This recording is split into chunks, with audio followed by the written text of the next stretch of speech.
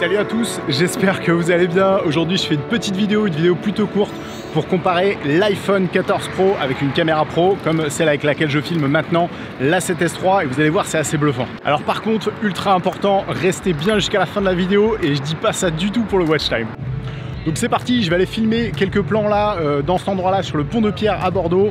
Je vais filmer donc avec l'iPhone 14 Pro, je vais vous montrer une petite vidéo que j'ai faite et ensuite on passera sur l'ordinateur pour voir la différence entre une caméra comme la 7S III et l'iPhone 14 Pro. C'est parti.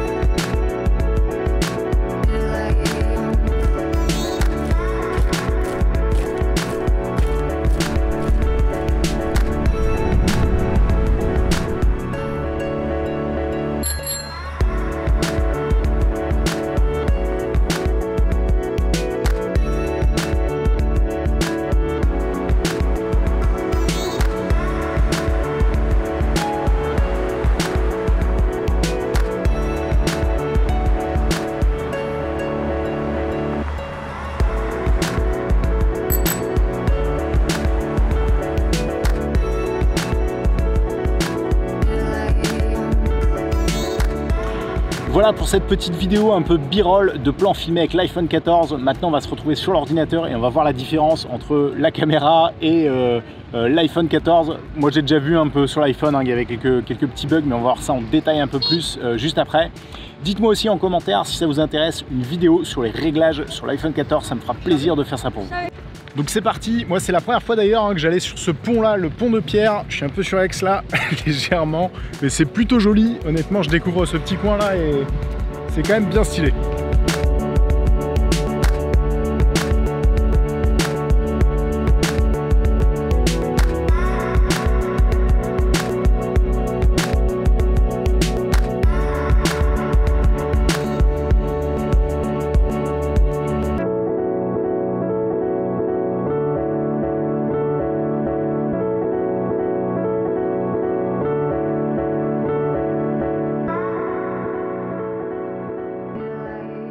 Donc maintenant on va regarder ensemble la différence entre la caméra et l'iPhone 14 sur l'ordinateur directement. Vous allez voir il y a quelques trucs qui sont ultra intéressants. Alors juste avant de commencer, avec la 7S III, j'ai filmé en mode S-Log3, enfin plutôt avec le profil colorimétrique S-Log3. C'est en gros le meilleur profil colorimétrique que vous pouvez avoir sur cette caméra là.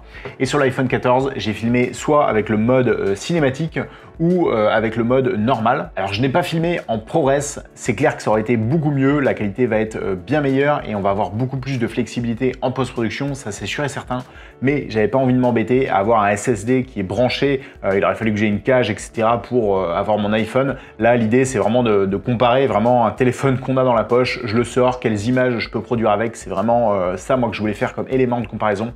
Sinon, j'aurais pu aussi rajouter sur la 7S III, par exemple un Atomos pour filmer en RAW, en ProRes RAW également, pour avoir vraiment un élément de comparaison. Mais là, j'ai vraiment voulu comparer une caméra pro, ce qu'elle a dans le ventre sorti de boîtier, et l'iPhone 14, savoir un peu ce qu'il a sorti directement du téléphone, savoir qu'est-ce qu'on peut produire avec. Alors, on regarde le premier truc, ça va être la stabilisation. La stabilisation, vous allez le voir directement, l'iPhone 14 à droite et le A7S III à gauche. Et vous avez vu, là, clairement, c'est l'iPhone qui gagne. Bon, alors là, j'avais pas de surprise, je le voyais vraiment en filmant. On a vraiment une grosse différence, même si la 7S III, c'est loin d'être la meilleure caméra en termes de stabilisation. Mais l'iPhone 14 est bien plus stable. On le voit vraiment sur ces images, c'est ultra fluide.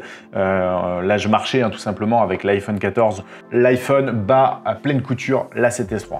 Alors un autre point aussi pour la partie colorimétrie, j'ai remarqué qu'avec l'iPhone 14, ça va être beaucoup plus facile, ce qui est assez logique puisque on a déjà un profil de couleur qui est intégré, c'est-à-dire que les couleurs qu'on va avoir beaucoup moins de flexibilité en post-production.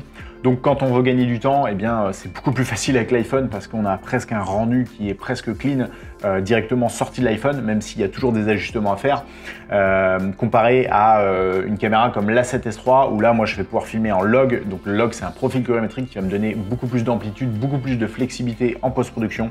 Donc si on veut du contenu qui est très rapide, où on n'a pas besoin de s'embêter trop longtemps avec la colorimétrie, l'iPhone 14 gagne. Mais en revanche, si on veut réellement créer des images professionnelles avec un rendu professionnel professionnels allaient vraiment beaucoup plus loin dans la colorimétrie, là il n'y a pas photo, l'A7S3, la caméra A7S3 va être bien meilleure en termes de performance à tous les niveaux. Ensuite, troisième élément ultra important, et celui-ci, vous ne pouvez pas y échapper, c'est l'un des fondamentaux, c'est vraiment l'un des basiques, ça s'appelle la profondeur de champ. La profondeur de champ, j'ai déjà fait une vidéo là-dessus, je vous la mettrai pareil en fin de vidéo, mais si vous voulez que je refasse une vidéo un peu plus détaillée sur la profondeur de champ, uniquement sur la profondeur de champ, c'est un thème qui est ultra intéressant et qu'il faut absolument maîtriser. N'hésitez pas à me le dire en commentaire. Donc la profondeur de champ, c'est ce qui va vous donner vraiment un look cinéma, c'est vraiment l'élément ultra important et c'est pour ça qu'on utilise des boîtiers full frame, c'est ce qui va donner d'ailleurs encore plus de possibilités d'avoir une meilleure profondeur de champ, comparé par exemple, là, je pense au micro 4 tiers. Micro 4 tiers, on va avoir une profondeur de champ qui va être un peu moins belle. Alors c'est pas uniquement le boîtier, c'est le boîtier plus l'objectif, mais au final le tout combiné fait qu'on a une meilleure profondeur de champ avec un full frame qu'avec un micro 4 tiers notamment. Et ici, on le voit en premier lieu sur l'A7S3. Les images de l'A7S3, eh bien, elles sont juste parfaites. Mon sujet, mes sujets, là, les 4 personnes qui marchent, eh bien, elles sont focus. Et mon flou derrière, il est super beau. On voit qu'on a un truc qui est complètement naturel et j'arrive bien à détacher mes sujets de mon arrière-plan. Donc là, c'est vraiment parfait. Et quand on regarde avec le mode cinématique, donc pareil, hein, la même focale f2.8, et bien là, c'est dégueulasse, clairement je peux pas utiliser d'autres mots, c'est pas beau.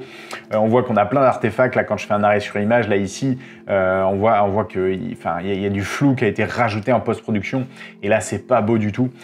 Donc on voit que c'est amateur, en plus on a des switches, là vous avez vu, d'un point de vue numérique, ça vient de re-switcher là sur cette partie-là pour faire apparaître un peu de zone focus.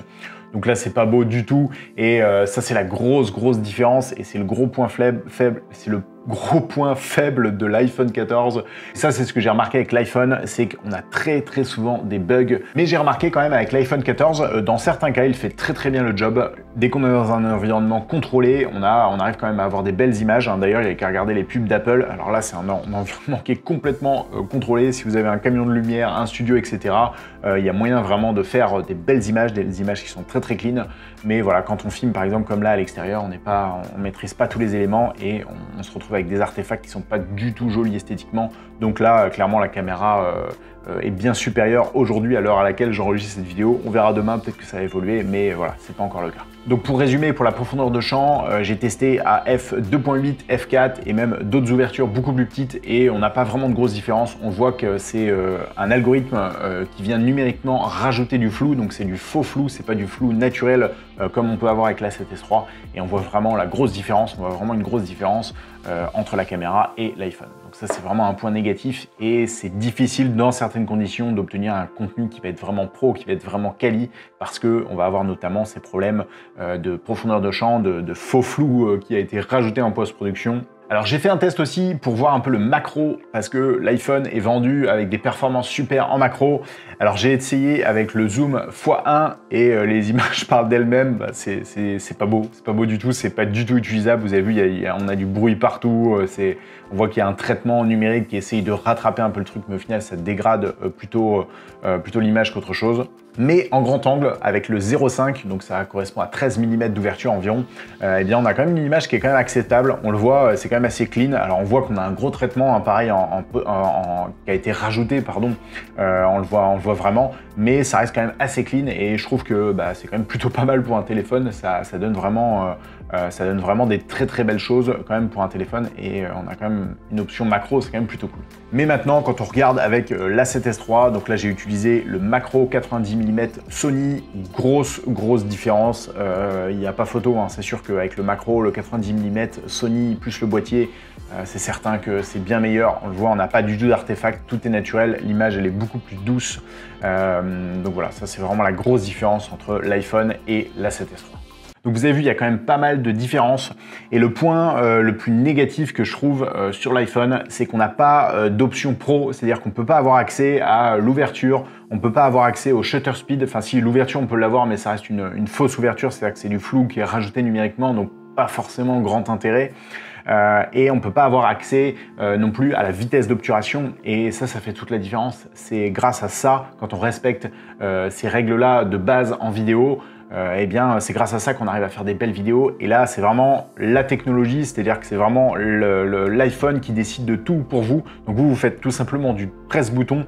Voilà, il y a quelques trucs à savoir, hein, mais quand même, ça reste la machine qui décide et plus vous. Donc ça, je trouve ça un peu dommage, même si bien l'iPhone, dans certains cas, dans certaines conditions, il fait des très belles images. Bon, il y a un truc maintenant que je dois vous dire, et c'est pour ça que je vous disais de bien rester jusqu'à la fin de la vidéo, c'est que je n'ai pas filmé cette vidéo avec l'iPhone 14, mais avec le 13 Pro.